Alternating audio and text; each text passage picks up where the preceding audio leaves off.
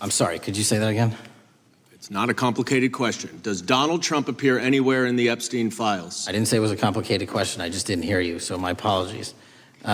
We have released where President Trump's name's in the Epstein files and everybody else, and all credible information that we are legally allowed to release has been released. All right, so let's go through that.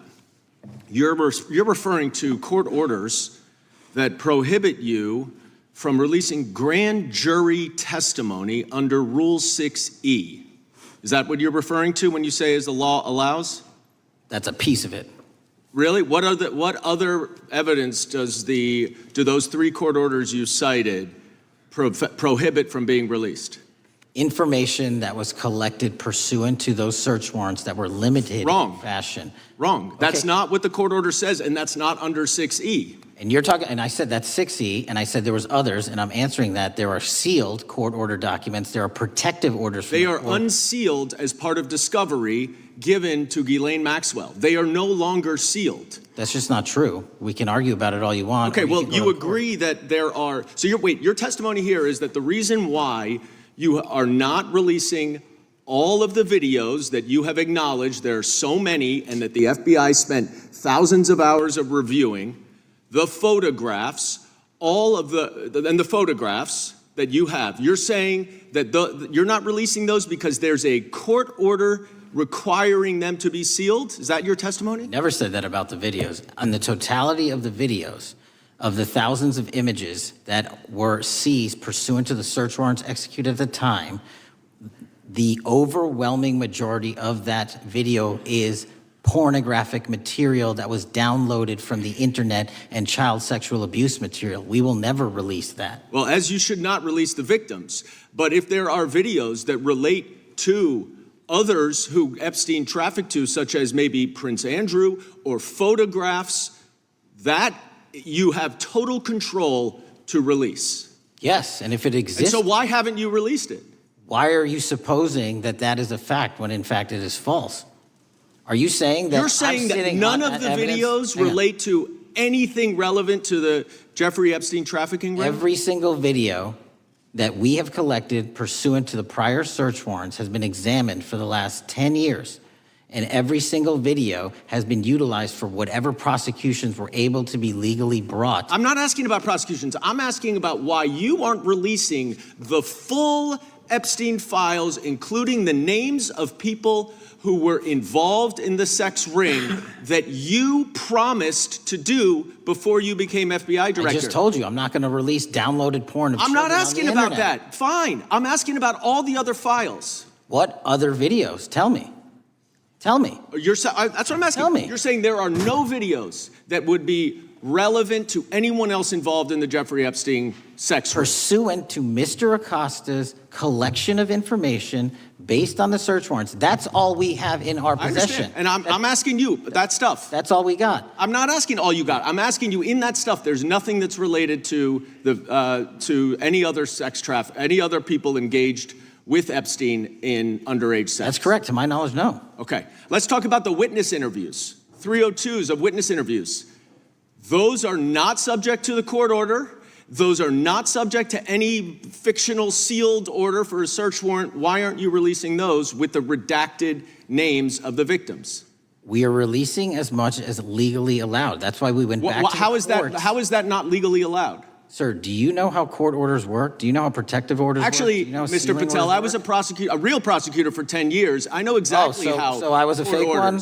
And I want to understand what the court order prevents you from releasing witness statements that the FBI took. You should know that as a real prosecutor, when the court hand downs a protective order and a motion to seal, the material is sealed unless that your judge testimony waives here it. is that all of those witness statements are under a court order, a protective order. We are providing everything we can legally provide. No, that's not my question. My question is, why are those witness statements that are not grand jury testimony, that if they were under a protective order are no longer under a protective order, why are they not being released? How are they not under a protective order? Why are you not going to the court like you did for the grand jury testimony to unseal those records? The DOJ did go to the court. No, not on those records. Why aren't you going? You just went on grand jury. Time of the gentleman has expired. You are hiding the Epstein files, Mr. Patel. Time of the gentleman has expired. You are part of the cover-up. Can I respond? Sure can. Any allegations that I'm a part of a cover-up to protect child sexual trafficking and victims of human trafficking and sexual crimes is patently and categorically false in the work of my So I hope you will talk to them when they have requested to speak with you, because the victims have requested and you What are we not. just witnessed was Congressman Dan Goldman doing what real patriots do, demanding answers that others are too afraid to ask. He looked directly at FBI Director Patel and asked a simple, powerful question. Does Donald Trump appear in the Epstein files? That's not partisan. That's not political theater. That's a demand for transparency. The kind of honesty the American people deserve. But instead of straight answers, what did we get? Dodges, deflections, and a flood of legal jargon. Court orders, protective orders, sealed documents. Every excuse in the book except the truth. The same tired playbook we've seen over and over again when the powerful get nervous. Goldman refused to let it slide.